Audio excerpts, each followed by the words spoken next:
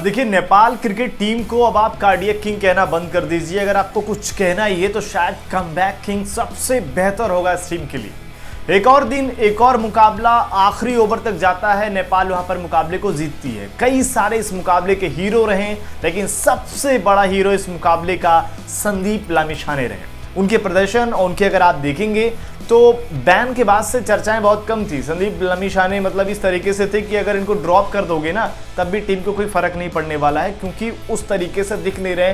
Fans भी उनसे दूर जा रहे थे कि यार इनका एटीट्यूड हो गया है। लेकिन संदीप लामिछाने ने दिखा दिया कि अभी भी, क्योंकि जब मैं खुद मैच देख रहा था तो मुझे आखिरी के दो ये तय था। देखिए, वहाँ पर कप्तानी की तारीफ करनी होगी। जिस तरीके से आखिरी के 3 ओवरों में 17वां ओवर उन्होंने संदीप लामिछाने को बाद में नहीं दिया। उन्होंने सोचा कि इनसे लास्ट ओवर कराएंगे और ये तय था कि ये जो बल्लेबाज खेल रहे हैं संदीप लामिछाने को नहीं मार पाएंगे। आप खुद अगर मैच देख रहे होंगे तो आपके जहन में भी यही आएगा कि उस गेंदबाज के लोग पढ़ ही नहीं पाएंगे। और हुआ यही, 5 विकेट झटकते हैं।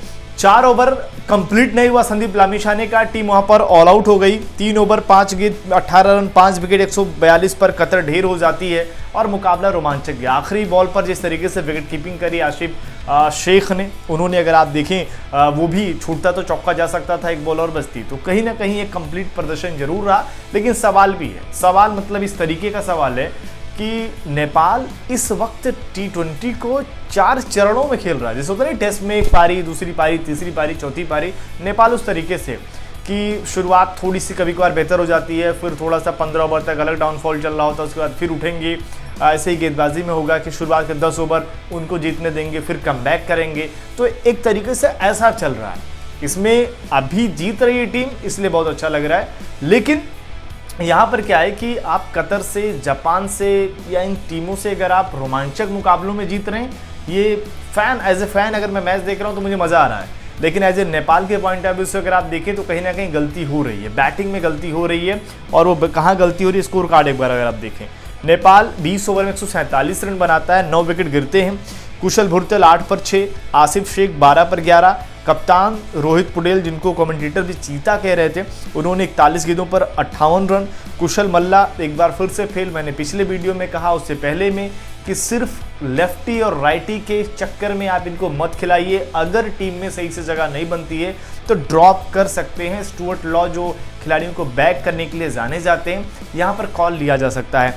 10 गेंदों पर 8 रन, जिसमें एक ड्रॉप भी था, एक 6 भी जड़ा, तब जाकर 10 पर 8, यानी कि 6 को निकाल दें तो कितने फंसे नजर आए ये आप देख सकते हैं। इसके अलावा दीपेंद्र सिंह हरी 22 पर 26, गुलशन झा 8 पर 16 और सोमपाल कमी की लास्ट में कुछ पारियां। तो ऐसे में अगर आप देखेंगे ओवरऑल, अगर आप देखें, आपको लग रहा है ना निचले क्रम से हर बार गुलशन झा, मतलब कि कहीं ना कहीं इस मुकाबले में अगर आप देखेंगे 15 ओवर में टीम 100 के नज़दीक होती है, वहां पर जैसे दीपेंद्र आउट होते हैं भेजा जाता है किससे, आदिल आलम को। एक अच्छा मूव मेरे हिसाब से इसलिए नहीं है क्योंकि शायद उनकी सोच होगी कि इनको भेजते हैं, थोड़ा कॉन्फिडेंस आएगा, इनको कमबैक किया गया, पहली बॉल से हिट नहीं कर पाएंगे। लेकिन आपके पास जो खिलाड़ी पहली बॉल से हिट करने वाला गुलशन झा है, उसको रोकने का कोई मतलब नहीं बनता। मेरे हिसाब से आप शायद तभी भेज देते, ज़्यादा बेहतर होता, क्योंकि गुलशन झा जिस फॉर्म में है उनको ज़्यादा से ज़्यादा आप खिलवाइए भाई साहब। वो खिलाड़ी कवर पर अगर आप देखें जिस तरीके से 6 जड़ रहे थे, अगर आप उनको थोड़ी सी ऊपर बॉल दो, ले तुरंत टांग दे रहे हो। वो खिलाड़ी जोन में है, मतलब कि आप उसको रोक नहीं सकते। आप उसको बैटिंग करने के लिए ज़्यादा से ज़्यादा मुकाबले दीजिए, इवन ज़्यादा से ज़्यादा बॉल दीजिए। लेकिन यहाँ पर थोड़ी सी चूक जरूर हुई। और कुशल मल्ला के लिहाज से अगर आप देखें, देखिए आसिफ शेख हैं, भुरतेल हैं, रोहित पुडेल हैं, संदीप जोरा हैं, दीपेंद्र हैं। अगर सिचुएशन नहीं बन पा रही कुशल मल्ला के लिए लेफ्ट और राइटी के चक्कर में, तो कोई ज़रूरी नहीं है कि आप बैटिंग इतनी हैवी कर लो। आपके पास जब पता है कि नेपाल के पास ऑलराउंडर अच्छे खासे हैं, तो क्यों ना उसमें किसी दूसरे खिलाड़ी को ऐड कर दिया जाए निचले क्रम में, जो गेंदबाजी भी कर ले, बैटिंग भी कर ले, और जो कि नेपाल के पास ठीक ठाक ऑलराउंडर है। मतलब मुझे नहीं पता कि शायद रुपेश सिंह के बारे में आप लोग ज़्यादा बात क्यों नहीं करते, पर रुपेश सिंह एज ए गेंदबाज बहुत कमाल कर, कभी कभार बैटिंग भी अच्छी खासी कर लेते हैं। तो यहाँ पर अगर आप देखें, खैर उनको ऐड यहाँ करना चाहिए था इस टूर्नामेंट में भी। यहाँ पर अगर आप देखें, कुशल मल्ला को निकालना चाहिए, मतलब लेफ्ट राइट का ही कॉम्बिनेशन होगा।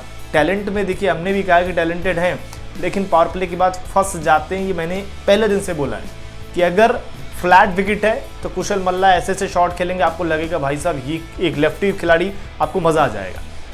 लेकिन विकेट में अगर ज़्यादा घूम रही है तो फिर आपके पास रोहित पुडेली बचते हैं, जो बहुत ढंग से कंप्लीट नज़र आते हैं। उन्हें थोड़ा सा टीम फंसती नजर आती है। आज के मुकाबले में कप्तान रोहित पौडेल की तारीफ होगी, क्योंकि मैंने खुद आलोचना रोहित पौडेल की बहुत बार की है, और लेकिन वेस्ट इंडीज़ के खिलाफ भी मैंने ये कहा था कि देखिए, जब टीम बड़ी टीमों के खिलाफ होती है, कुछ मुश्किल सिचुएशन में विकेट में अगर दम है, तब रोहित पौडेल सबसे अच्छा करके दिखाते हैं। वो भी उन्होंने भी ये इस मुकाबले में करके दिखाया।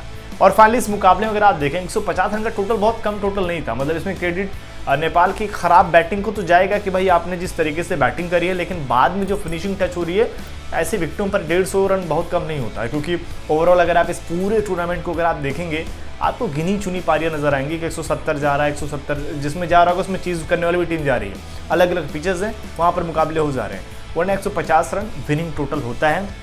बस हाँ, गेंदबाजी अगर आपकी बेहतर हो रही है। और फाइनली यहाँ पर इस जीत के साथ ही नेपाल ने लगभग जो सीट है T20 वर्ल्ड कप के लिए वो बुक कर ली है, और सबसे खास खुशी भी है संदीप लामिछाने के लिए।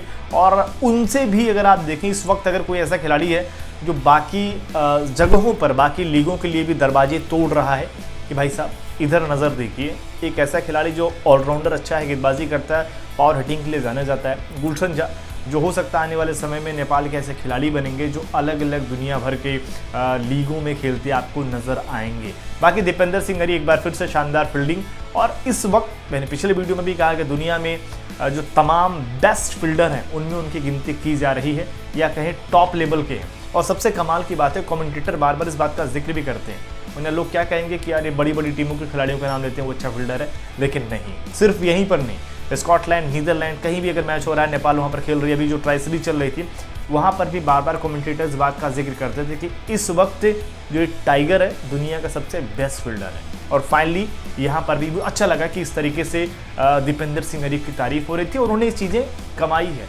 और आज की पारी भी जो थी दीपेंद्र सिंह हरी की, मैंने देखा कि सोशल मीडिया पर कुछ लोग आलोचना कर रहे हैं कि यार इन्होंने बहुत तेज़ी से नहीं खेला। जो सिचुएशन थी भाई, दीपेंद्र सिंह हरी आप लोग पहले उनको इसलिए तो गाली देते थे ना कि यार ये तो जिम्मेदारी नहीं ले रहे, आउट हो जा रहे हैं। वाइस कैप्टन है, 22 गेंदों पर 26 रन की पारी आ रही है, सिचुएशन को देख कर आ रही है। इस टूर्नामेंट में अगर आप देखेंगे, अधिकतर दीपेंद्र सिंह हरी अपने स्वभाव से अलग खेल रहे हैं। ये तारीफ बनती है दीपेंद्र सिंह हरी की, लेकिन पता नहीं क्यों लोग अपना एक अलग तरीके का एजेंडा चला रहे हैं, वो मुझे समझ में नहीं आता। आप लोग ज़रूर बताएं। और फाइनली नेपाल की जीत को आप कैसे देखते हैं, कमेंट ज़रूर करें, और प्लीज़ वीडियो को लाइक करें। कमेंट करेंगे तो वीडियो ज़्यादा से ज़्यादा लोगों तक पहुंचेगा, और उम्मीद करेंगे हमारी कवरेज को आप ऐसे ही सपोर्ट करेंगे। फिलहाल आपने ये वीडियो देखा, आपका बहुत बहुत